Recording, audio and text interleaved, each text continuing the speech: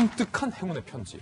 우편함에서 편지가 발견됐는데 사람의 머리카락이 한 움큼 함께 발견돼서 미스테리한 사건으로 현재 수사 중입니다. 어떤 내용일까요?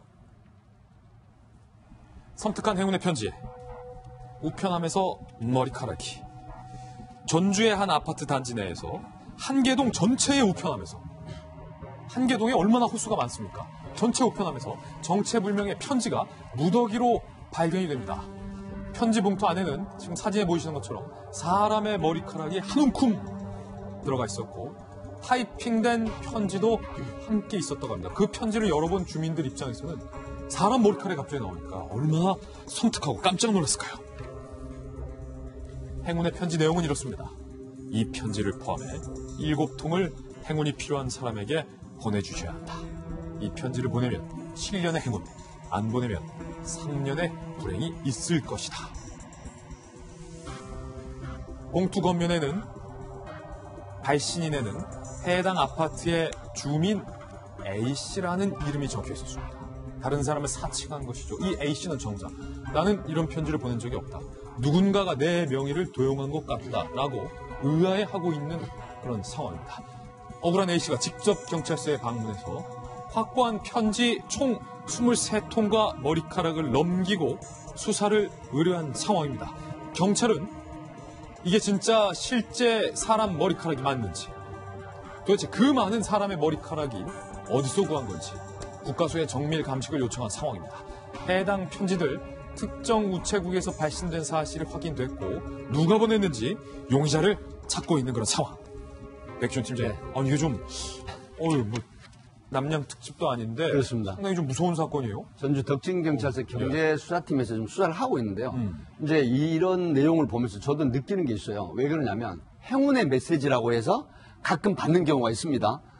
이걸 이제 클릭을 해서 보면은 뭐 당신이 이 메시지를 다른 사람 20명에 보내지 않으면 당신은 무슨 불행한 그런 일이 올 것이다라는 형태거든요. 예. 이것도 굉장히 심정의 협박을 주고 위협을 주는 거거든요. 사실 인적사항을 도용을 해서 본인이 그 아파트 주민이 보내지 않았음에도 불구하고 보낸 것처럼 이렇게 타이핑을 하고 머리카락을 한 움큼씩 넣어서 보냈는데 사실은 이런 부분이 굉장히 불안한 심리를 촉발을 하거든요. 아니 머리카락이 저게 그렇습니다. 그렇다고 하면 머리카락이라고 하는 부분은 보통 우리가 사람들이 누구나 머리카락이 있지만 그게 떼어져 있을 때는 상당히 불편한 그런 심리를 주는 건데 이게 이제 7년간 행운을 주고 보내지 않으면 3년간 불행을 준다라고 하는 이런 워딩이 사실은 굉장히 불안해요. 그래서 저 같은 경우도 메시지가 오면은 이렇게 보내는 경향이 있거든요. 그렇기 때문에 이런 부분은 이 경제팀에서 수사를 하고 있는데 우체국에서 특정인이 보낸 게 지금 확인이 됐어요. 예. 그래서 지금 수사를 하고 있는데 아마 조만간 이 내용이 밝혀질 것 같기는 합니다. 하지만 도대체가 이게 정상적인 그런 생각을 하는 사람은 아니다라고 하는 판단을 해서 지금 수사를 하고 있습니다. 일각에서는 누가 장난친 거 아니냐라고 하지만 그 가능성은 좀 낮아 보이는 게 장난을 치려고 저 많은 머리카락을 어디서 구했으며 일일이 타이핑을 해서 인쇄를 해서 편지 봉투에 머리카락과 함께 동봉을 해서 23개가 넘는 편지를 그 안에 담는 수고와 노력을 했다면 그냥 단순한 장난으로 볼 수는 없는 것 같은데. 그렇죠. 뭔가 목적이나 의도가 있다고 봐야죠. 그렇기 때문에 죄송합니다. 뭔가 목적이나 의도가 있기 때문에 불순한 의도, 소위 아파트 매매라든가 여러 가지 어떤 그 호수 내에 살고 있는 사람에 대한 어떤 감정이나 원한 이런 부분까지 지금 수사를 하고 있다고 합니다. 그렇기 때문에 이 상황이 보면 정신이상자 소행이라고 보기는 상당히 치밀해요. 예. 왜 그러냐? 본인이 글을 쓰게 되면 지문이라든가 이런 게 남는데 그런 걸 배제하고 그다음에 타이핑을 하고 그다음에 불쌍의 사람으로부터 받은 실제 사람 머리카락으로 지금 보고 있거든요. 경찰 조사 결과 실제 사람 머리카락이 그래서 더욱 정확하게 하기 위해서 국립과학수사연구원에 지금 감식을 보냈는데 이 부분이 도대체 목적이 뭘까? 공동주거 지역인 아파트 우편함에 이런 걸 넣는다라고 하면 분명히 이 사람은 어떤 목적이 있을 것이다. 이런 지금 사안으로 보고 수사를 하고 있다고 합니다. 지금 사실은 이 기사가 언론에 보도되는 것까지는 이게 사람 머리카락인지 아닐지는 모르는 상황으로 보도가 됐는데 백 팀장이 오늘 지금 취재해온 거에 따르면 실제 사람 머리카락의 가능성이 크다는 건데 그럼 두 가지 궁금증. 첫 번째, 이분이 도대체 이 많은 실제 사람의 머리카락을 어디서 구했으며 두 번째, 만약에 의도를 갖고 이 아파트의 머리카락과 함께 섬뜩한 일을 벌였다면 혹시 이 아파트의 어떤 그 집값을 좀 떨어뜨리기 위해서랄지 뭔가 불순한 목적이 있는 것은 아닐까? 여러 가지 추측을 할 수가 있는데요. 과연 이것이 어떤 범죄가 성립될 것인가? 예. 처음에 보면은 내가 그 다른 사람 이름을 도용해서 우편물을 보내면은 이게 문서 위조가 아닌가 이런 생각을 할 수가 있는데요. 결론적으로 문서 위조 되기는 어려울 것 같습니다. 문서 위조가 되려고 하면은 계약서 같은 권리나 의무에 관한 문서 아니면 증명서 같은 사실 증명서에 관한 증명에 관한 문서여야 되는데 그냥 행위의 편지를 보내는 것 자체가 타인으로 이름 보내는 것 자체가 그것이 사문서 위조죄라고 보기는 좀 어려운 점이 어렵다. 있을 것 같고요. 네. 다만 그 내용을 받아본 사람은 사실 기분 나쁩니다. 저도 중고등학교 때 받아본 기억이 있는 것 같은데요. 그 내용이 결국 불쾌한 내용을 보냈는데 다른 사람으로 이름으로 보냈다고 하는 경우에 따라서는 명예훼손, 그 사람 자체에 대한 그 이름을 썼는 사람에 대한 명예훼손이 될 가능성이 없지 않아 보이는데요.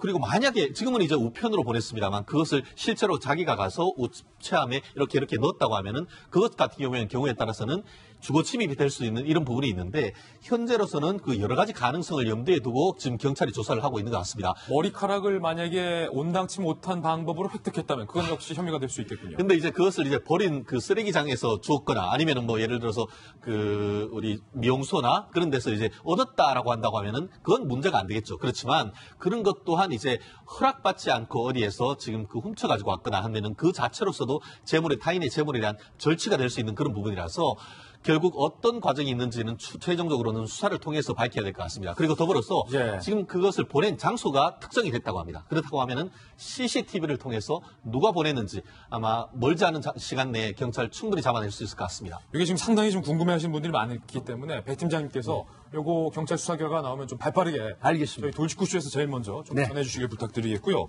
얼마 전에 저희가 보도해드렸던 포천 여중생 살해 사건, 빨간 매니큐어 미제 사건, 몽타주가 언론에 보도가 됐었는데 바로 이 몽타주죠. 이 몽타주를 보고 여기저기서 지금 제보 전화가 보물처럼 쏟아지고 있다고 하는데 배 팀장님, 이 많은 제보 내용 중에서 좀 경찰이 눈여겨봐야 할 제보가 현재 들어오고 있습니까? 네, 지금 이게 2003년도 11월 달에 이제 그 포천에서 여중생이 집이 10분 거리 있는 곳에 그 집으로 가다가 납치가 돼가지고 결국은 3개월 가까이 된 상태에서 이제 포천 서울 배수구에서 시신이 발견됐거든요. 근데 그 당시에 이제 그 손과 발톱, 손발톱이 모두 빨간색 매니큐어에 가지런하게 이렇게 이제 정리된 그런 모습으로 발견이 됐습니다. 예, 그런 측면인데 어찌 됐든 간에 지금 경기 북부청에 이 몽타주, 그러니까 일주일 전에 납치될 뻔했다가 나온 이 여성의 법 체면으로 해가지고 이 수사를 했는데 이게 몽타주가 작성이 됐어요. 그런데 이 몽타주를 보고 그 당시 인상착의하고 비슷한 사람을 봤다라고 하는 부분이 계속해서 지금 제보가 들어오고 신고가 들어오고 있습니다. 하기 때문에 이 몽타주의 인상, 비록 16년 전이지만 그 당시에 같은 피해를 봤었다는 사람, 그리고 비슷한 목격을 했다는, 인상착의를 목격했다는 사람, 이런 사람들의 인상착의를 가지고 제보를 하고 있는데 지금 경기 북부지방청 미제 전담 수사팀에서는 발빠르게 여기에 대한 신고에 제보에 대해서 수사를 하고 있습니다. 하기 때문에 뭔가 퍼즐 맞추기 시기지만 16년이 지났지만은 억울하게 15살 먹은 여중생이 사망한 이 여중생의 죽음을 풀어주기 위해서 발빠르게 대처를 하고 수사를 하고 있는데 저는 개인적으로 이 수사팀을 보강을 해가지고 지금 4명이 전담팀을 맡고 있는데 이 제보에 대한 일일이 수사를 해서 정말 진범을 잡을 수 있는 그런 어떤 단초나 계기를 마련해야 되는 게 아닌가 이런 생각이 듭니다. 여기까지 듣겠습니다. 두 분 감사드립니다.